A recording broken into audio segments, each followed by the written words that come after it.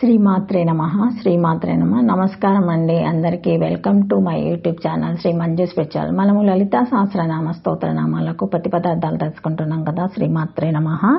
408 continuation అండి. ప్రతిపదార్థము శివంకరి తన భక్తులకు మంగళమగు బ్రహ్మత్వమును కలిగించినది, శుభములు చేకూర్చున్నది. శివదూతి పింగళ నాడిని, శివారాజ ఇడా నాడిని సూచిస్తే శివంకరి సుషుమ్నా నాడిని సూచిస్తుంది. ప్రతి వ్యక్తిలోని సూక్ష్మధాతు సారము ఒక సూక్ష్మనాడి ద్వారా ప్రసారం అవుతుంది. ఆ నాడిని సుషుమ్న అంటారు. ఇది వెన్నుముక్కలో కూడా పింగళ నాడులకు మధ్య సన్నని దారపోగు, ఫైన్ ఫైబర్ వంటి విద్యుతాత్కాంతి తేజస్సుగా విద్యుల్లేఖేవ భాస్వర మంత్రపుష్పము రంజిల్లుతూ ఉంటుంది. దీని ప్రచోదన ప్రేరణ వల్లనే సర్వశుభములు సిద్ధిస్తాయి. ఈ సుషుమ్నాయే చిదగ్నికుండ సంభూత అయిన దుర్గా అమ్మవారుగా నారాయణీయంలో తామ అగ్ని వర్ణం తాపాజ్వాల అంతం జాత వేదేశే సునావామ సోమామారాతి అనే మంత్రాలు కీర్తింపబడుతుంది. ఇది శివదూతి విద్యకు ఫలశ్రుతిగా చెప్పబడిన నామంగా అనుకోవచ్చును.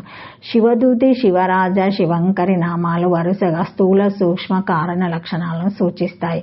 సర్వశుభములను చేకూర్చున్నది. సుషుమ్నా నాడి సమన్వయ స్వరూపిణి అని ఈ నామానికి అర్థాలు చెప్పవచ్చును. శ్రీమాత్రే నమః. శ్రీమాత్రే నమః. 409 శివప్రియ నామము. ప్రతిపదార్థం శివప్రియ శివునికి ఇష్టురాలు. శివుడు ప్రియుడుగా కలది, శివునికి ఇష్టారులు.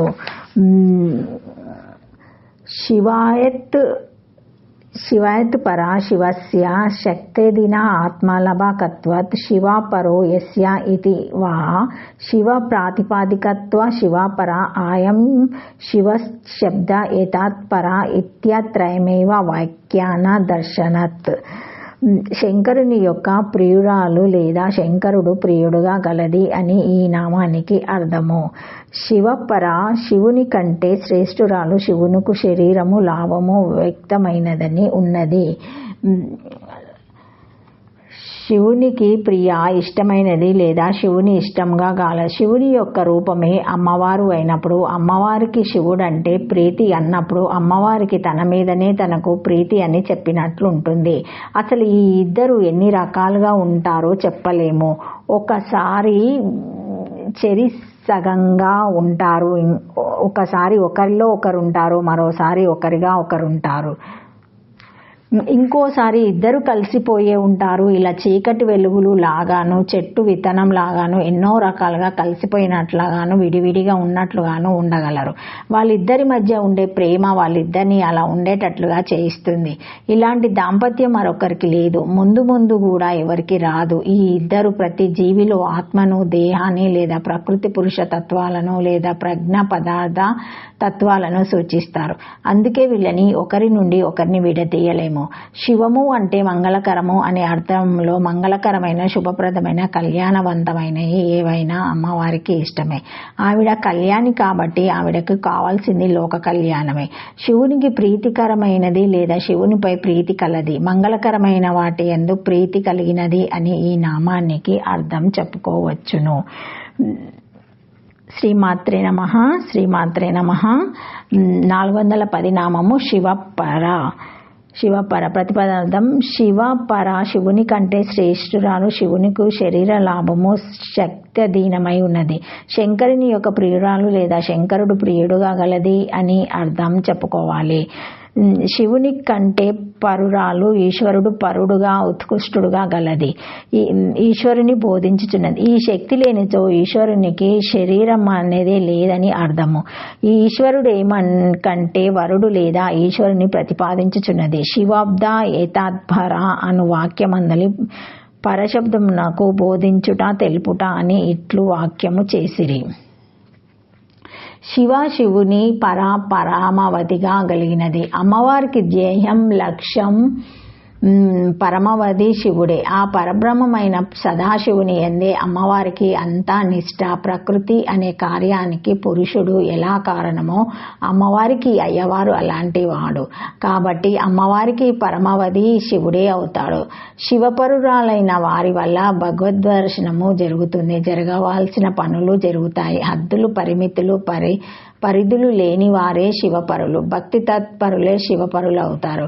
శివమూర్తి, శివప్రియ, శివపర ఈ 3 నామాలను అర్థం చేసుకోవడానికి ఈ క్రింది ఉదాహరణలు చెప్పుకోవచ్చు.